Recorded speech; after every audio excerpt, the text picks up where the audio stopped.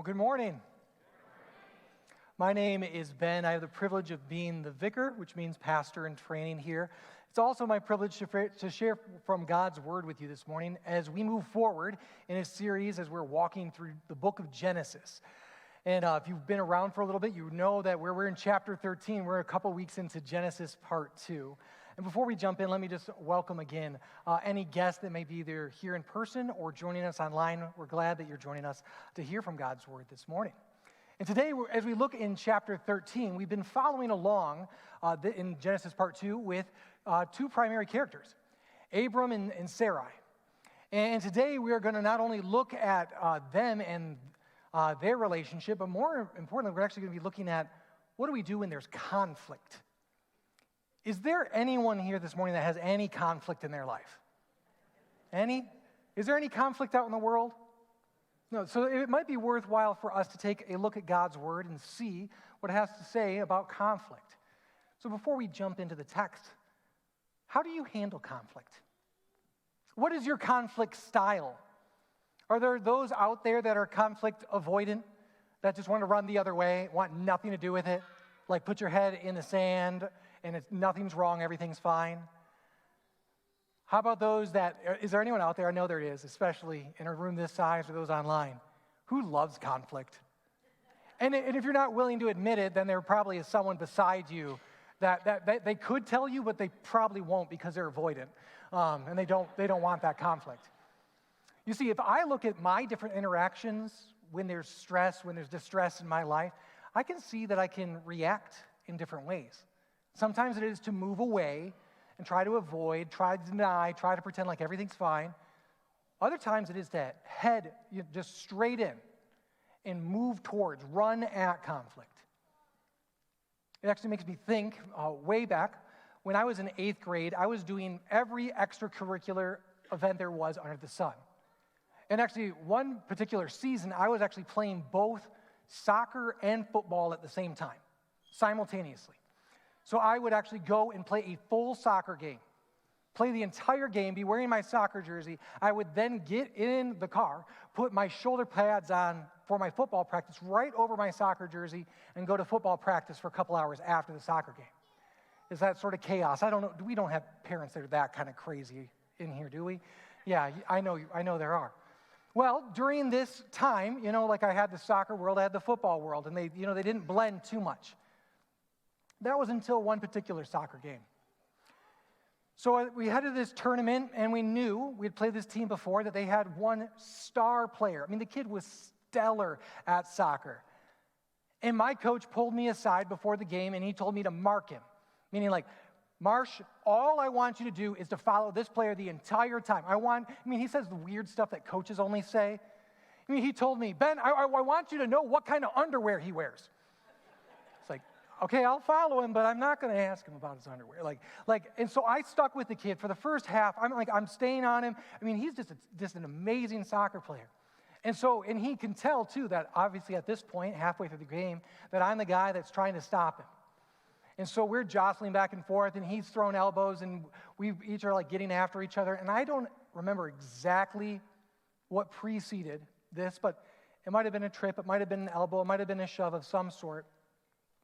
But for one moment, I forgot that I was on a soccer field. I confused it for a football field. And so I had been knocked to the ground somehow, tripped, whatever, and I look up and I saw red. And I went and I charged those kids. And I'll have you know, I, in that game, did not record any goals, but I had the only sack in that game. I also had a red card, so I was thrown out of the game. But here's the deal with conflict like that. I moved towards it headlong, but that didn't resolve it, because that was in my 8th grade year. Well, it actually comes to my 9th grade year. I go to a new school, head off to high school, going through my first day of school. I get to my 7th hour class, and I look up, and I see that my teacher is that boy's father. So now there's a whole other kind of conflict. Luckily, He was gracious, and we laughed it off. And I didn't play soccer anymore. I stuck with football. And that was probably for the best for everyone. But when we have conflict, I mean, there are ripple effects, aren't there? How you handle it, if you move towards it, if you move away, if you deny, there are consequences. There are downstream effects that come from how you handle conflict. We'll actually see here, as we work through the text this morning in Genesis chapter 13, that Abram, he doesn't get everything right in his life, but he actually gets something right here this week. And so we can look to him and look to his example of how he handles conflict and strife even in his own family. It starts off here, chapter 13, verses 1 and 2. Picking up where Abram and Sarai had just left Egypt. So they went up from Egypt to the Negev with his wife and everything he had, and Lot went with him. And Abram became very wealthy in livestock and in silver and gold. You see, it sounds pretty good. If you weren't with us last week, just a quick recap. It's God's called Abram and Sarai, and he said that you are my chosen people. I'm going to bless you. I have promises for you. Head to this promised land. They head there, and there's a famine. And because of the famine, they head to Egypt. And in Egypt, they lie. And through that lying, there's a whole bunch of things that go on. But part of that process actually involved Abram getting more wealth. And so they actually head back to the promised land, and he has more livestock and silver and gold. There's other character there, too. With him is Lot.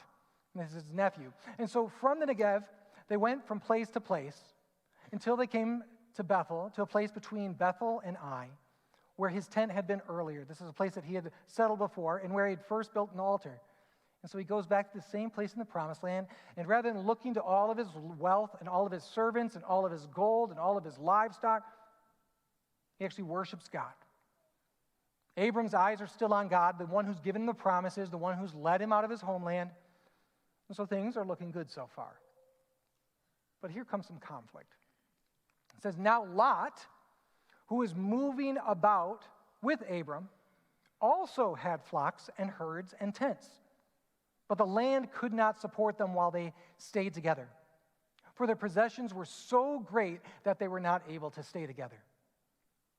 I mean, it's just a quick side note here, but oftentimes it can be the things in our lives that seem like blessings, the things that we pursue that we think are the good things, that can actually cause conflict, can't they? The bigger house, the better this or that. Now it's more to manage.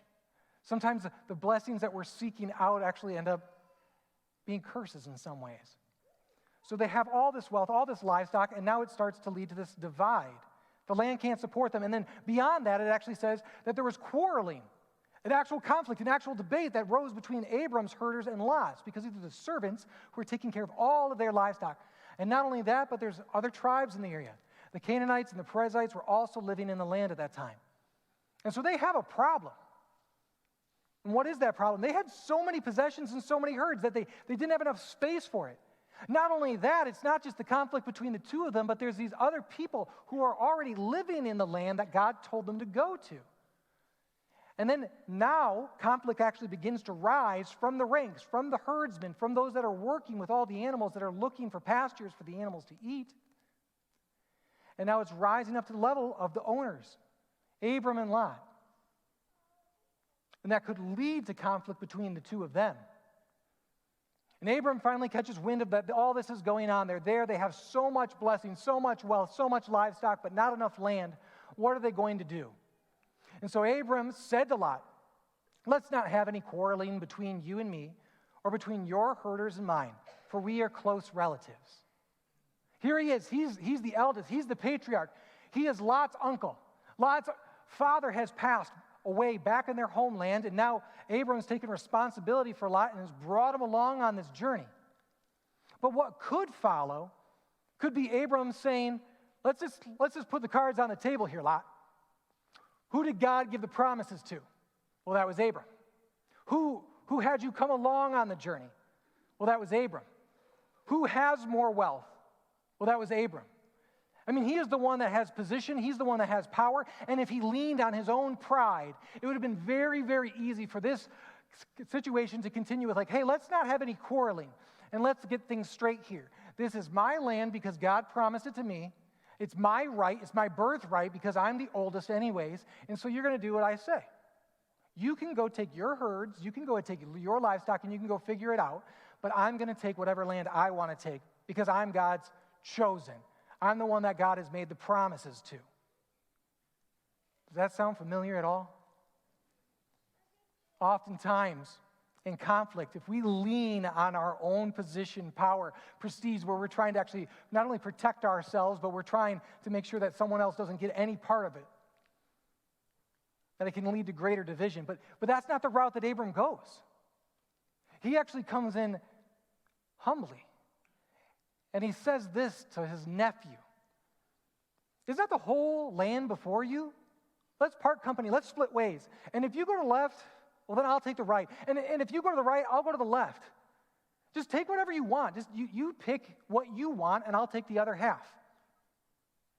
It doesn't really matter to me. And how many conflicts in our lives could be resolved if we simply did this? If we just came in humbly and said, you just choose first. You go first. It almost reminds me like being here in the Midwest, right? When you come to a four-way stop at the same time as other people, no, you go. No, you go. Someone has to make a choice at some point. But why would Abram do this? Why would he go about it this way? Why would he, to his nephew? His nephew had no promise. His nephew who's basically tagging along for this whole journey, and whose nephew who's really benefiting off the fact that Abram's the one that has a blessing. I believe Abram, maybe in this moment, can see beyond the fact that he wants to resolve the tension and resolve the conflict. Because you could simply resolve it by moving straight in, saying, this is how it's going to be divided. I'm the oldest. But when he does that, if he does that, it could lead to a seed of resentment. And so while the herds might be taken care of and all those servants might be happy because they have separate land, there could be a seed of resentment in Lot's heart because Abram came and just told him how it was. But rather, Abram is looking to that relationship with his nephew, and he's seeking peace above all else. He's not simply seeking just some sort of resolve or to clean up this mess and make the conflict go away and stop all the tension, but he's looking for the long game to say, I want to maintain a relationship with you, nephew. I want to retain this relationship so we can still be close to one another. Ultimately, Abram he's valued his relationship more than he valued his position. It could have been so very easy for him to look to his younger nephew who doesn't have as much as him and doesn't have God's promises and just tell him how it was. But rather, he says, I valued our relationship. And again, how many of the conflicts even in our own lives, be it with family members or even co-workers or whoever it may be, if we actually valued them, valued our relationship with them more than we valued being right, how much more peace might we experience in our lives? And so Lot hears this invitation from his uncle, and he responds like a lot of us would respond, if we're being honest. He does this. He looked around. He saw the whole plain of the Jordan of Zor towards Zor was well watered. It was like the garden of the Lord, like the land in Egypt. Now this was before the Lord destroyed Sodom and Gomorrah. So Lot, he did what?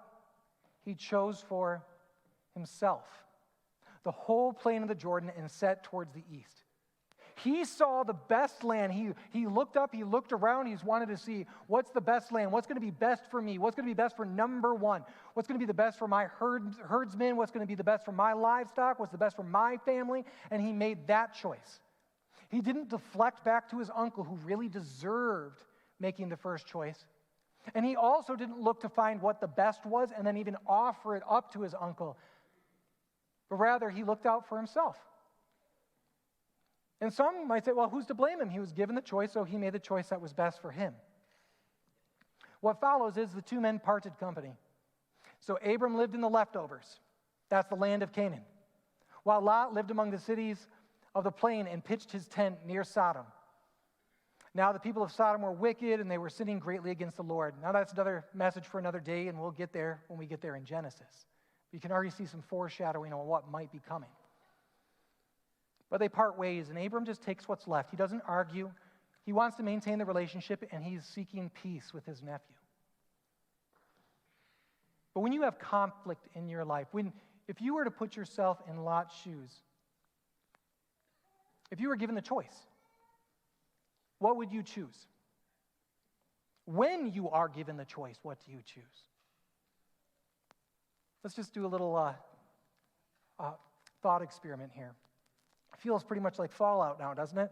All of a sudden, we're starting to get there. So let's go to Thanksgiving if you're going to go there with me, all right? It's Thanksgiving Day. You're at the table, whatever family is around that's normally around. You're eating your turkey and your stuffing, and the lions are just annihilating the cowboys at this point, right? And we're all enjoying that. And you've had your fill. You've loosened out to a buckle that you didn't think you could actually get to on your pants. And it's now to that point in the meal. It's now to that point in the gathering. You're already stuffed. And one of your loved ones asked you, hey, while you're up, while you're in the kitchen, would you mind grabbing me a piece of pie? And so you head over there, knowing you full well want a piece of, and it's got to be pumpkin pie. I don't know if there are apple pie people out there, but it's Thanksgiving, it's got to be pumpkin pie. And you head over there and you see in the pie tin that there's only 2 pieces left, yet the 2 pieces are remarkably different in size. Now, if you're there with me for a moment, what happens inside of you? Even for an instant, which one do you want? You want the bigger piece. Now, a couple things can happen here, right? You can go ahead and take the bigger piece, give them the small piece, and move on. You can just go at it just like Lot. All right, I'm the one that got up. I'm going to go ahead and take this. I wanted pie. They got pie. It's fine. You could also go ahead and give them the bigger piece, but you have to let them know that you took the smaller piece. So you can be like a martyr the rest of the day and just let everybody know how gracious and magnanimous you are, like I gave them the big piece of pie. But even in doing so, right, you're actually looking out for yourself. You're actually looking out for your best interest because you want to feel good about yourself and how loving and gracious you are. I mean, in relationship, right, in conflict, if there's a potential of conflict, we want to make choices that benefit us ultimately, even if they're choices that make us look better than we really are. So this is what Lot did. Lot did what we would all do, or at the very least, what we would all feel that twinge inside of us that we want to make the choice that's going to benefit us more. Now, after Lot parts, and Abram's left with a small slice, God actually comes back to Abram. As God continually comes back to Abram over and over again to remind him of his promises towards him. And God says to Abram, look around you from where you are to the north and the south, the east and the west. All the land that you see, I will give to you and your offspring. I will make your offspring like the dust of the earth, so that if anyone could count the dust, then your offspring could be counted. Now go and walk through the length and the breadth of the land. I am giving it to you. Who is doing all the work? Oh, come on. Who's doing all the work in this text, folks? God. God is saying, I'm going to do it. I'm going to give it to you. Now, all I want you to do is I want you to go walk the land because I'm giving it to you. And this go walk the land is not a command. It's rather saying, hey, go look at what I'm already giving you. And this maybe gives us a glimpse. It doesn't tell us exactly in the text, but if we were to guess and look and go, why would Abram have so much confidence? Why would he be willing to take the smaller slice? Why would he be willing to take the leftovers? Because he wasn't worried about getting the bigger slice, because he didn't need the bigger piece, because he had a promise. He had a promise. He had a God that he knew no matter what he ended up with, it was God who was ultimately going to fulfill the promise towards him. That God was going to do the work, so he didn't need to take it into his own hands. He didn't need to try to look out for himself. He didn't need to try to preserve himself. He didn't need to try to make sure that Lot didn't get what was really coming to Abram. But Abraham knew that God had made a promise to him. Now, what I find interesting in this is that here he is, out of his home country, having survived a famine, having gone to Egypt, having been back here in the promised land, now divided from one of his kinsmen, one of his close relatives is now set apart from him, living in a different land. God comes back to him and gives him a promise again, repeating the same promises over and over again to him. And he's walking this land that's supposed to be promised to him. And the conflict with Lot has been resolved. But I believe there's at least potential for conflict inside of Abraham that still remains. You see, he sees the land, He sees some of the blessings. He sees what's being promised to him, yet there's still no child. He's being told that your offspring are going to be like the dust. No one will be able to count them. The whole world's going to be blessed by your offspring. And here he is, living in this land of promise, but he has the potential to not only have conflict inside himself, but have conflict with God to go, okay, here's all this land. I see that you've come to me again, but I still don't see it. I see the land, but I don't see the son. Because I believe, actually, that there's conflict outside, but the conflict inside us is sometimes harder to see. And it usually actually rises to the surface in the moments of silence, in the moments where he's walking on his own, in the moments where we're actually quiet enough to listen. Because if you were to evaluate your life this morning, where is your conflict? We already recognize that there's conflict in the world. There are nations going to war with other nations. There are terrible things that are happening out there, but even in your own world, where is there conflict? Is it in your own household? Is it between parents and children? Is it between father and mother? Is it between you and your parents? Is it over silly things that really ultimately don't matter? Is it about an estate? Often you see that when someone passes, that it can actually be divisive and divide families over material possessions. Is it over simple things about who's going to host Thanksgiving? Is it about who gets seen by family on what days or when? Is it something in your workplace where all of a sudden you're feeling conflict with coworkers, but you're not willing to move into it in a gracious, loving way? So either you're avoidant or you're passive aggressive. Is there conflict in your life? Because we know this too, that the conflict that we experience out there, again, just like Abram, it has the potential to be the conflict inside us that is actually the worst type of conflict. You see, there can be footholds even in our own lives. There can be reminders tossed our way left and right that not all our relationships are right. And even our relationship with ourselves is not right. Because we hear from the Apostle Paul in Romans chapter 7, the good that I want to do, I do not do, and the very thing that I don't want to do, that's the very thing that I do. What a wretched man am I. And we all know even our own thoughts that pass through our minds every single day, that there are things that we are called to do that we don't. And there's things that we shouldn't do that we continue to live into. And that conflict and that tension inside of us, because we have this old sinful self that lives, but there's also this new life that's there warring with each other. And not only that, but then because of that sin in our life, that we feel a separation from our God. Because we're not worthy, because we're not right, because we're not living inside of His will. So then the enemy comes along. And he comes and he loves to throw accusations at you. He loves to be a reminder and remind you time and time again of all the ways that you've fallen short, all the things that you've said that you should have never said, all the things you've done that you should have never done. He brings to mind all of these guilt and shame-ridden memories to your mind to accuse you so that you can feel separated from a God who does not want to be separated from you. And when he does that, he comes to your doorstep and he's bringing death to you. And not only that, there can even be the conflict inside of you when you feel the tension of, God, why is this happening in my life? When you begin to question and wonder, why? How are you still good, yet this is going on in my world? This is happening to my family. This is happening to my children. This is happening to me. Then where are you, God? And you feel this conflict and tension, this distance from God. And what ultimately happens when that happens is it's like an alert goes off and is telling you that death is imminent. You're going to die. There is separation. There is no life. It's not just conflict. It's death that's coming to your doorstep. It's like an alert going off. Did anyone have an alert go off on their phone this last week? Well, 5 years ago, there was an alert that went off on all the phones of the people that lived in Hawaii.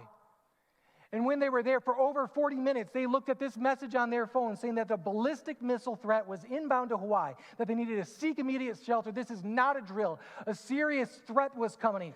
There was supposedly missiles on their way, nuclear warheads on their way that were going to annihilate everyone. And so family members saw a way to protect their children was to put them in sewer drains. And it was not only just for 40 minutes, but it even took hours for people to realize that this threat wasn't real. And I believe in our own lives, time and time again, when the enemy comes, when he comes in and he tries to whisper and remind you and try to make accusations and try to bring division and conflict between you and your Creator, he's trying to tell you lies that are just like this. It is an empty threat. It is an empty alert. But what our response is, if we don't know the truth, is that we react as if it was real. And we become frantic and we become worried. And the conflict that is the biggest conflict in our life is that we are at odds with our Creator. And so what are we going to do? Where can I turn? Where can I say? Where can I go? Because I can't do anything myself. But thanks be to God for Romans 5, chapter 10, which says this: for since our friendship with God was restored by the death of his Son, while we were still his what? Still his enemies, we will certainly be saved through the life of his Son. Did you know that? Prior to the waters of baptism, prior to the gift of faith that now resides in you, given by the Holy Spirit, that you were in fact, as Scripture says, an enemy of God. It doesn't paint it in a good picture, does it? But it's real. You weren't neutral. You weren't just a good person. You weren't doing okay. Those accusations, those lies that are thrown your way, they have a grain of truth to them. That the sin that we have in our lives, that the conflict that we have with others, that the resentment, that the pride that we have actually does in fact separate us from God. But thanks be to God that he does not want us to be separated from him, so he comes to us. He comes to us through his Son, Jesus Christ, who is willing to bear the burden of all of our sin, all of our conflict, all of our grief, all of our shame. And he was willing to go onto the cross, which we deserved, because for there to be peace between us and God, there had to be sacrifice. Someone, just like Abraham, had to be willing to stoop down and be humble. And God was willing to stoop down in the biggest way possible and humble himself even to the point of death on a cross, so that now we would be drawn near and be called not just saved, not just loved, but we actually called friends of God. And so now when the devil comes to you, now when he comes to accuse you and remind you time and time again of all the sins that you have, there's one theologian that actually said it this way: when he comes to remind me of all that I've done wrong, all that I've said, all that I've sinned, then I thank the devil and I say, now I have one more thing to confess and be reminded that I am yet again forgiven again. When those accusations come your way that make you feel like you are in conflict, you can be reminded again and again that you look to the one place that peace is ultimately found, that is to the cross. Because peace isn't what we ultimately sometimes think it is. It's not just a feeling. Peace is not a feeling, it's not an emotion, it's not a warm, fuzzy feeling, it's not peace and quiet. When we're talking about our spiritual life here, peace is actually a declaration of your right standing before God. Just as one nation declares war on another nation, now God has come close to us, not just in a word, but indeed through his Son. And he says, I declare you to be at peace with me. Nothing that you've done, nothing that you've said, nothing that you could ever possibly do could actually restore this kind of peace. Nothing you could ever hope, think, or imagine would actually reconcile, bring you back, and restore you into a right relationship and a right standing. And here's the good news on top of the good news, is that because it comes from outside of you, because it comes from him, then there is no question whatsoever whether or not it'll be sustained. It doesn't have to do with your emotions. It doesn't have to do with your feelings. Because it comes from God, it is sure and steady. And that is the peace that as Christians that we look to. Because God came in Jesus, in flesh, and said, my peace I leave you, my peace I give you, not as the world gives. Now take heart. In this world you will have trouble. But take heart, I have overcome the world. The peace that God gives us is not peace and restoration in our earthly relationships and the earthly conflicts that we face on a day-to-day basis, but the ultimate peace that God has given us through Jesus is now peace with our Creator. And so from the place of having peace with our Creator, our Maker, the one who sustains us in this life, it's from that place that we can be people of peace. It's from that place that, as it says in Colossians chapter 3, that we can let that peace that comes from Christ, that we can let it rule. We can let it reign. We can let it trump and triumph over our life. That is, there are conflicts that happen, as there are divisions that happen in our family, that ultimately when we feel at odds with others, or we feel even at odds with God, that we go back to the cross again and again, and we see where peace was won for us, and we stand in that peace day in and day out. And by living in that peace, there's a natural response that happens for us. There's a calm, there's a confidence, there is that somewhat emotional peace that follows. But it only comes from knowing full well that you're standing in that right declaration. And as you stand in that declaration that there is peace in your life, even in the midst of all the conflict around you, the response to peace is praise. And that's what we see Abram do. See, he went to the great trees of Aram at Hebron, and he pitched his tent there. And he did what we often see Abram do. Again, he gets things wrong some of the time, and he gets things right some of the time, but he always gets it right. When he sees God's faithfulness, when he sees God's promises, when he sees God's peace dwelling in his heart, that he responds with praise. It's good and right, and elsewhere in Scripture we see that is how we respond to God, with thanksgiving and praise and singing songs and hymns and spiritual songs to God, because now we are at peace with him. We're at peace with the one being in the entire universe that could offer us true and all-surpassing peace. So no matter what conflict it is that is outside of you, and no matter what conflict it is that is inside of you, you are at peace with your God. And it is that peace that should now permeate your life, permeate your thoughts, permeate your mind, that if it's lies that come your way, that you know that you're at peace. If there's conflict in your family, you know that there's peace between you and God, and that we can do our best as fallen, sinful beings as we look to the cross to try to be peacemakers with those around us. And we can also be a people that now live and stand in that peace, and we can worship our God because of the peace that he has won for us and the peace he declares over us. And so with that in mind, I invite you to stand as we sing and we worship and we praise a God who's made us right, declared peace for us, and we respond to him in love and in praise. Amen?